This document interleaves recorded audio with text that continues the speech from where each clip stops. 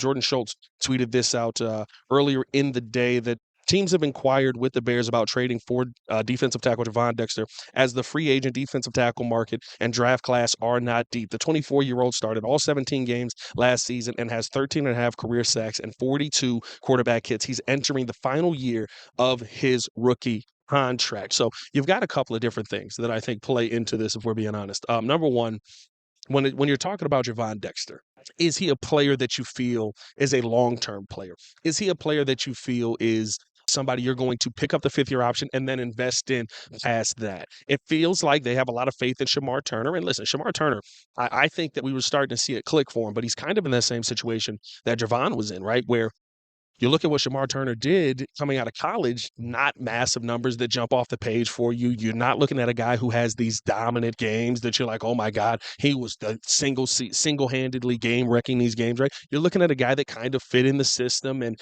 in his own words, he wasn't always asked to do everything that you would ask one of those top flight defensive tackles to do, right? But what he was asked to do, he did at a really high clip.